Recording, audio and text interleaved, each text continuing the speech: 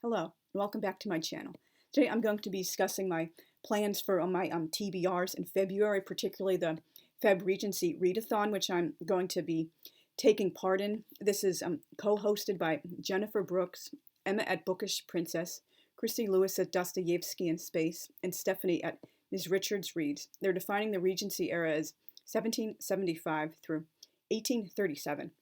And the challenges are obviously first and foremost, read a Regency era novel, read a Regency era poem, bonus challenge, memorize a Regency era poem, read a Regency era play, read a work of nonfiction, either about the Regency era or written during the Regency era, read a Regency era work or author referenced by Jane Austen or who influenced Jane Austen. And this will be very interesting for me because particularly since I've been out of school, I haven't read a lot of 19th century literature, and particularly I haven't really been familiar with a lot of British literature for reasons too long to get into here. I just, haven't really liked a lot of 19th century English language literature. It's just, the old-fashioned, overly flowery writing style, not more telling than showing and things like that. My big thing has long been Russian literature, and I also love German and Italian literature and other great classic world literatures as well. And I'm hoping to do some networking and make some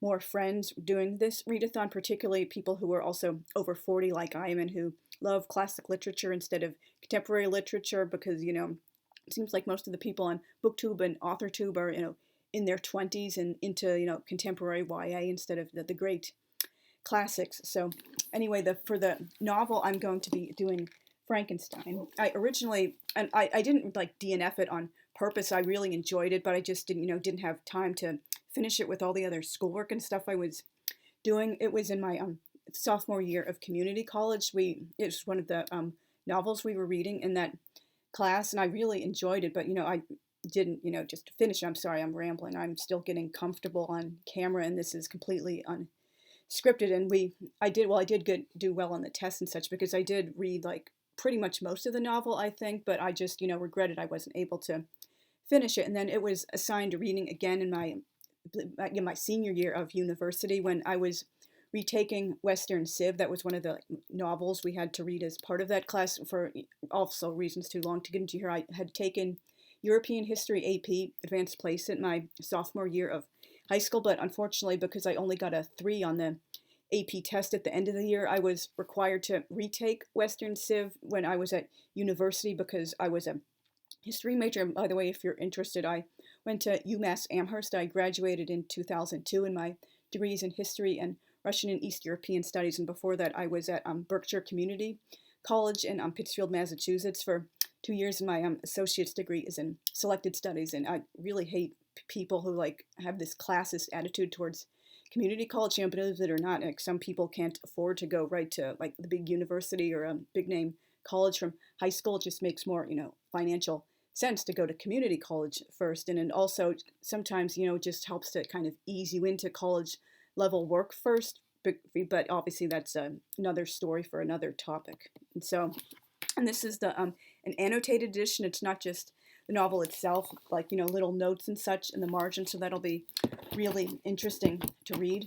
And for the nonfiction, I found this at the library, and I believe it was in the literature section, Jane and Dorothy. It's about Jane Austen and Dorothy Wordsworth, who is the sister of the poet William Wordsworth. Hopefully it'll have some interesting things in here to read. I did mention in my most previous video, I've been reading mostly nonfiction for the last 5 or 10 years, also for reasons too long to get into here. And I also, in the same trip to the library, I found this in the same section of the library, Percy Bysshe Shelley. I hope I'm pronouncing that right. I've heard several different pronunciations of his middle name, and I just, for whatever reason, I don't think I ever heard it pronounced properly or the right way. But anyway, there are lots of poems and plays in here, so this will be something really interesting to go through, and hopefully I can find something relatively short and good to memorize. If you saw one of the videos I did in September, I did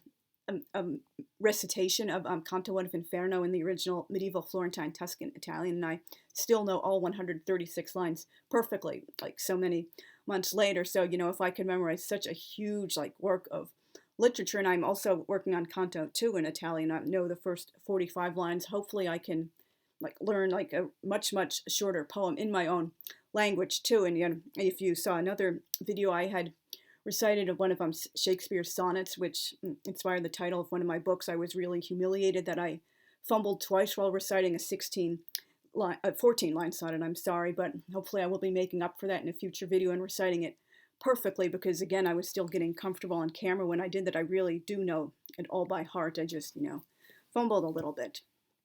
And so for the Regency work or author referenced by Jane Austen, or who influenced Jane Austen, that'll be a little harder for me, because I know this is kind of embarrassing to admit. I've never read a Jane Austen book all the way through. I was reading Emma and I guess enjoying it, but then we had to pack up all our things. We moved back to New York in early 2003, and that was in one of the boxes. And I guess I never looked for it or wanted to resume it when we were all unpacked, because it was too long away. And then I read DNF Persuasion a few years ago. I had a blog post explaining why I couldn't get into the telly style. It was just way more telling than showing, and I was kind of turned off by how it opened with 20-30 pages of backstory info dump about this family's story. Why can't you just start the story in the present and then sprinkle in relevant, important details as it comes up? But again, as I've mentioned, I do read much more like a writer than a reader these days, and that does lead me to poorly judge works written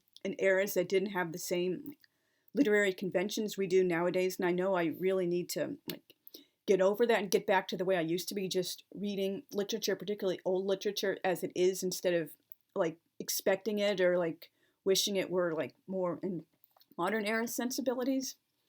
And so anyway, these are some of the other books I would like to be getting to this month. I don't know if I'll get to all of them. Well, first, I was taking part in Flannery January last month on BookTube, but I unfortunately had to join in really, really late, because I was one of 4 or 5 holds on this book, the collected works at the local library, and all the other copies were out, and I had to wait weeks for this hold to come in. I'm currently somewhere in the southern U.S., so I guess she was really popular, being a Southern author, and I only had time to read The Violent Bear It Away, but I would like to read a bunch of the other stories throughout the book. So that'll be something fun to continue doing. And I also saw these recently at the library. Was a little section on Korean literature and stuff. This is a work of classic Korean literature. The person who wrote it lived during the 17th century. He's just, one of the classic Korean novelists of the past, so that'll be,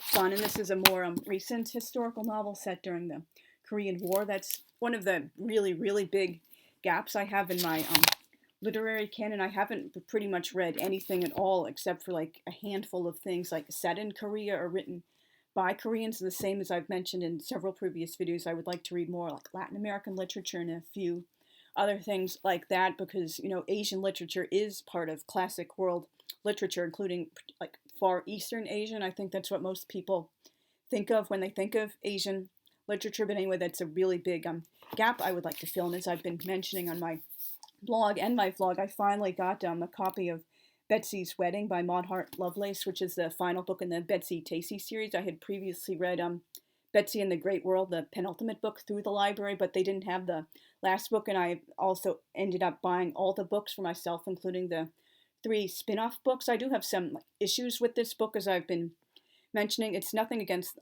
the author or the characters, the writing style, although it is kind of a more old-fashioned writing style sometimes. It's just I have a hard time relating to these characters because they have such upper middle class privilege, and their personalities and the things they were interested in high school were the cardinal opposite of mine. For example, I didn't give a fig about social life and dating and parties and boys and going to freaking football games. And so I related much more to the character in Emily of Deep Valley, because she's more serious and academic and introverted. But anyway, I am looking forward to reading this book, although I do know there's a scene that's going to make me cringe and horror. I've seen it on several blogs when Betsy and her best friend Tacy are worrying their other BFF Tib will be an old maid at the age of 23, because God forbid she continue working and earning so much money and being independent and driving in a car. Oh, no man would want to marry a woman like that. That's just seriously cringy.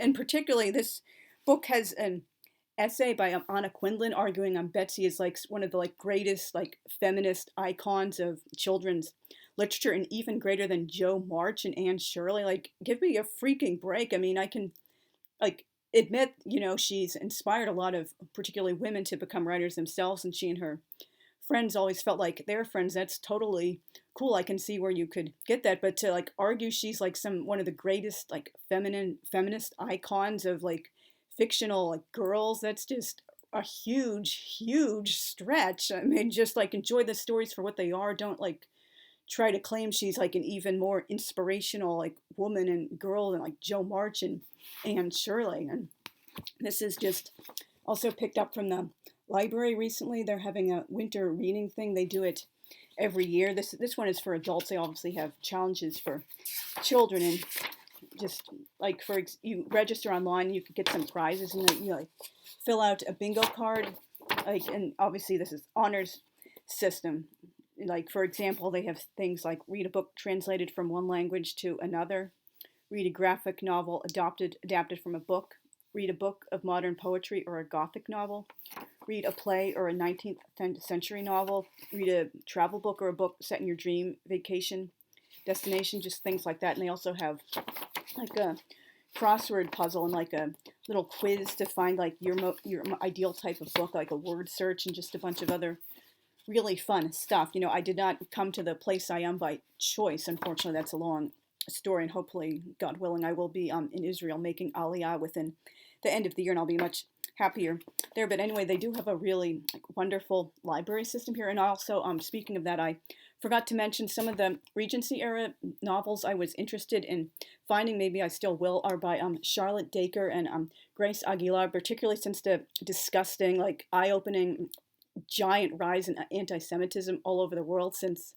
last May. I've really been wanting to, get back to reading more books by my own people, and I looked up British Jewish authors, like particularly from the 19th century, when I heard about this readathon. And so if I, find those two ladies during the month of February, I will really be interested in reading them. But anyway, regardless of whether I find them or not, I will be reading a lot more Jewish fiction during this year, including Hebrew and Yiddish literature, and if I can find any Ladino literature, which is Judeo-Spanish. And by the way, if you do know like Spanish language or even like basic Spanish and you can read Hebrew letters, you can pretty much read Ladino because it's just, really simple language to understand.